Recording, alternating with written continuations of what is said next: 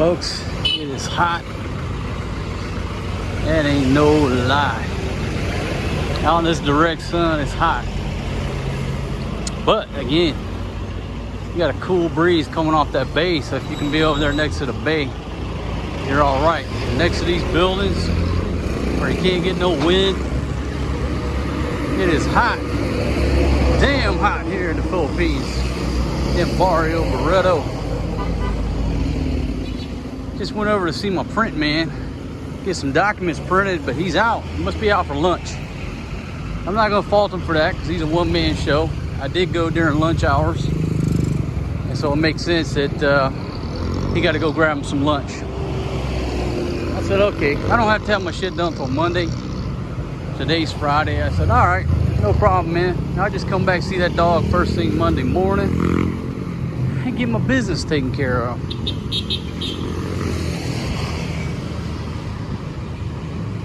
Gym right there. PM to 12 a.m. starting May night over at the Whiskey Girl.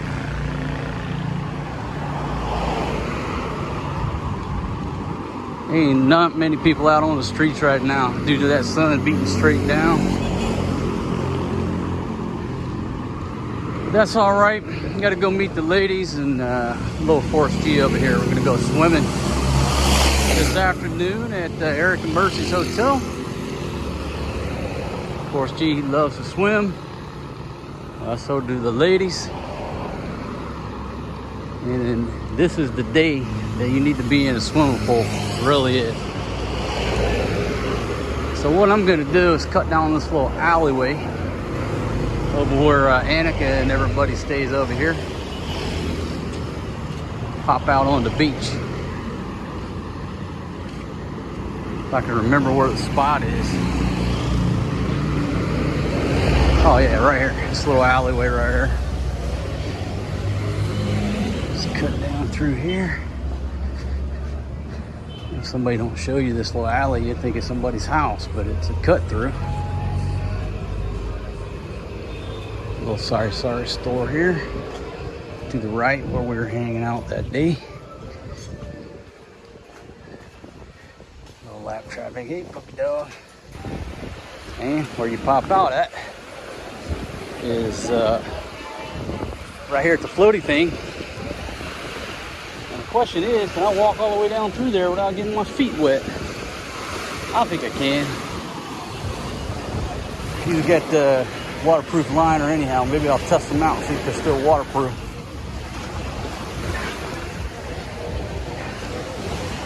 Hello, gentlemen. Cut through here. Thank you.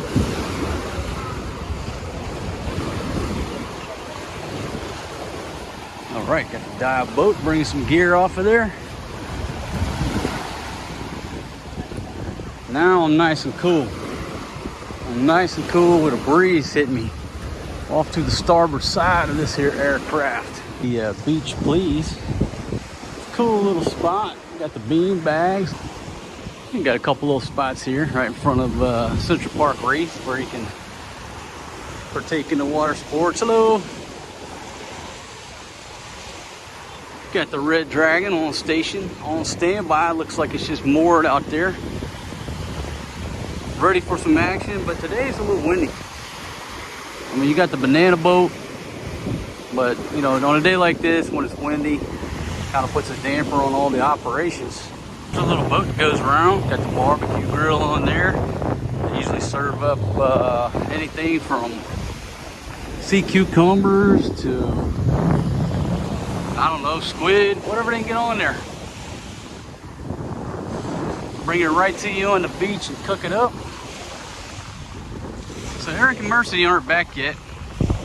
So I figured I'd come over here and hang out with Captain Fred, Captain Art, and First Mate Ruben. There's a Mid-Chew 1. Looks like that crew right there is either getting ready to go out or they already went out.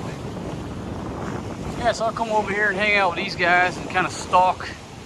I'll stalk this section of the beach because this is where the ladies and little Forest G will be passing.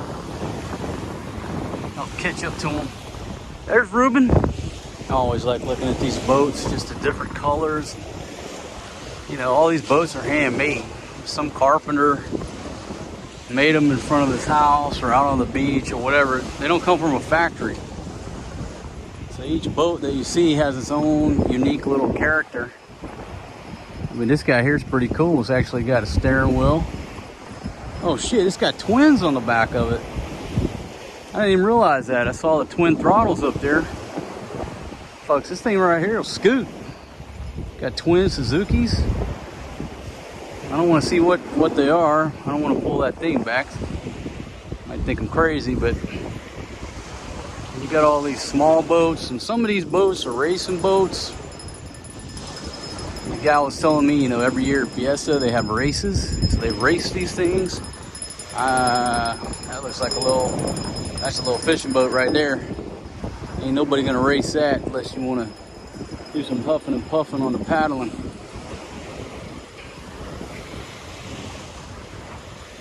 Nice little racing graphic, sort of like checkered flag, but not. It's like a stretch checkered flag. That's called the J Death and the John Paul. That's the name of my buddy who drives the van and the taxi. Shout out to you, John Paul. Hope you're doing well today, my friend. John Paul Jones, folks, he's a good man. Anytime I need to go anywhere, you know, a lot of taxi drivers, you will give them a call or a text, they never reply. You call John Paul Jones, he answers the phone. You send him a text, he texts back. I mean, he is Johnny on the spot. Got the Blue Ocean. It's a pretty good sized vessel right there. I guess that's a dive boat. That's a nice one. What is that on the back? Is that a fish box or a freezer? Divers Hub 1. Trident 3. I think that's associated with the Arizona, if I'm not mistaken. Now folks, I told these ladies to be on station down there at 1:30. Now obviously they're not going to be anywhere on time. You have to get used to that. Here in the Philippines, the Middle East, time is more of a suggestion. They don't understand that, you know, we in the West live and die by the time. So if I tell them to be on station at 1:30, maybe they'll roll down that alley about 1:30, somewhere in there. But Filipinos are never going to be on time. You just have to understand it, get used to it. It's just part of it. It's even worse in the Middle East, so I'm not picking on the Philippines. You go to the Middle East, tell a dude to meet you at 8. It might be 10:30 or 1 p.m. before the dude meets you, and don't see anything wrong with it. Yeah, so these gentlemen have been out on a dive. Staging the empty cylinders here, what it appears to be. Hello, my friend. Hello, how are you? You guys been diving? Yeah. All right, cool. Guess you're getting everything offloaded off the Trident 3.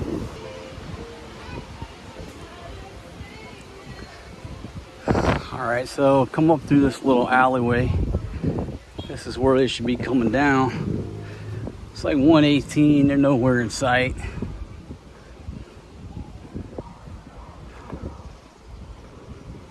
So I'll walk to the road and see if I see them. What you want to bet? $5? We ain't gonna see them. It's gonna be 130, 135, 145 before they even leave the place over there. And again, plan for it, expect it, and then you just never get upset about it. All right, so here's a look around Barrio Barretto. Light to medium traffic coming through. Got a bus headed northbound. Just saw Francis drop a lady off here. But I did not see my ladies or little Forrest G anywhere in sight.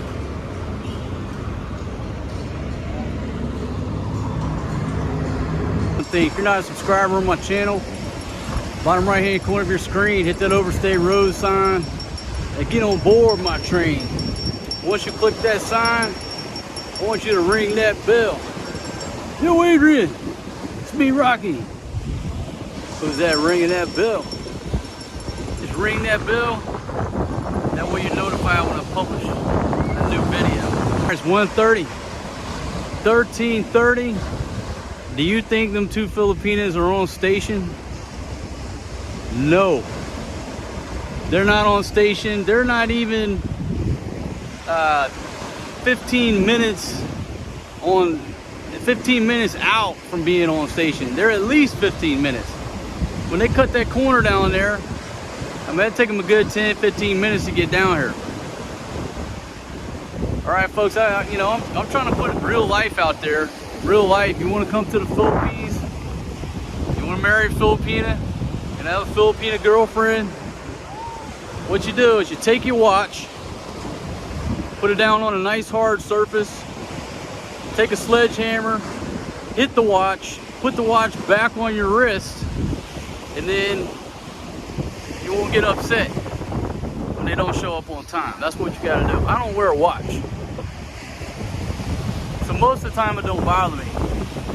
But I'll be honest, when I'm meeting other people, that's when it kind of bothers you, especially when you're meeting other gringos. Like, granted, folks, all my friends over here, they're laid back, whatever.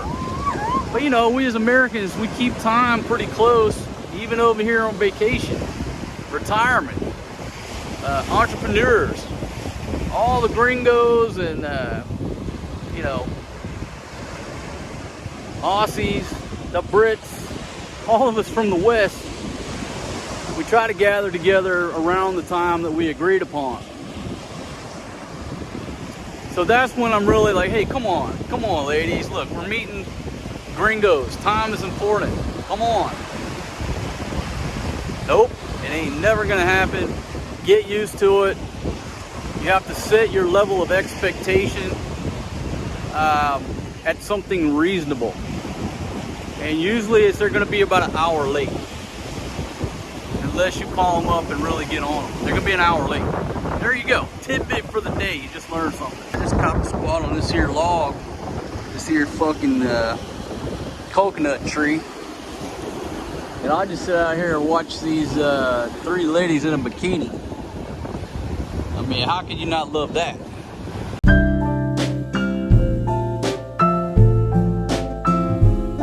Of course, G. What y'all doing to the dude? Man, it looks like Lawrence of Arabia. Yeah. Good job for us, G. You ready to go swimming? Yeah, man, that's good, buddy. Yesterday.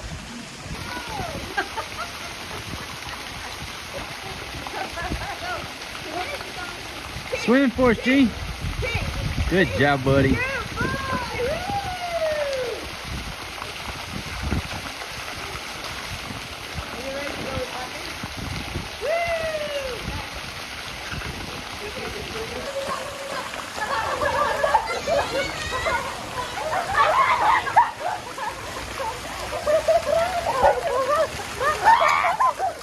Okay, folks, I don't think anybody can swim. Folks, we got swim lessons going on over here. Mercy's trying to teach Fatima how to swim, but she's in for a chore. And believe it or not, Fatima, you know, her village is just a few kilometers from the beach, and everybody in her village can't nobody swim.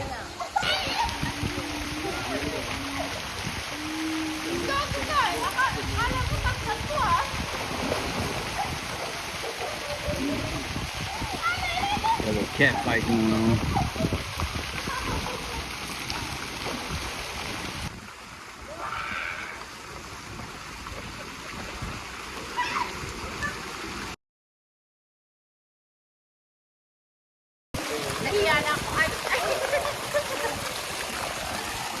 Fatima, can you give Forrest G back his floaties, please? Thank you. He wants to swim.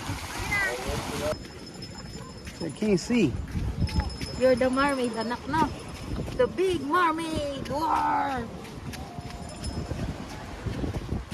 Good job, Forrest G. You can come swimming tomorrow, man. Folks, the bay's calmed down. Got 1, 2, 3 bikinis over there. Make it 4 bikinis. What's a little bit disheartening is all of this trash on the beach. Now, some of this trash may have washed up, but a lot of this is fresh fucking trash. Fresh fucking trash from people not picking up after themselves. Absolute, just, I tell you, just unnecessary, people. Pick up your fucking trash. Look at this shit. Come on, man. You got the MPs out there, son. Step it out. Hello.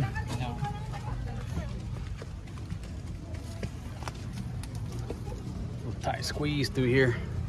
Had the MPs out there rolling in strong. Had to get off the X. Fatima got to cover up her little booty when we walk through the market with her swimsuit on. Some old kuya might have a heart attack looking at this beautiful lady. Send these ladies home. I gotta go to Fresh Options, pick up some wings. All right, folks. Picked up 4 kilos of chicken wings. We said we only needed 2, but I went with 3. Or I said we'd probably take 3. I went with 4, but we've already got some chicken here. So we're rolling with about 3.5 kilos of chicken wings on this little venture. And we're just gonna stick them in the Ziploc bags and freeze them. And drop them in the cooler tomorrow. We'll be off to the races. Oh yeah, in the barbecue position. Problem is I've only got 1 bag of charcoal. This little sorry store by the house don't sell it, so I'm gonna have to dispatch one of these ladies out to get 2 more bags of charcoal. That's my bad, because I just went out and picked up some rice, but I did not think about the charcoal until I got home. Chicken wing on the grill. Hey folks, here's my barbecue station, my barbecue position. But I'm gonna be honest with you, I miss my cooking table. Cooking table from the penthouse suite. That thing was perfect. I'm thinking about getting another one. It's pretty simple. Go up to Johnny's, tell him, hey man, I need that sleeper sofa right there, 36 inches high, with a shelf down below. And Johnny will bring that thing. The problem is, I don't know how we would get it to the backyard, because the door, I don't think, is wide enough. Nope, not for the table I had. I don't know how we would get it unless we lifted it over this bamboo fence, and that might get a little tricky-dicky. Maybe I have to go with the skinnier table. I could do that. Then I could get it through the door. But it's much easier and much more, I don't know, just natural to stand up while I'm cooking. Oh yeah. Look at that chicken cooking up, folks. That is gonna be some kind of delicious. My goodness.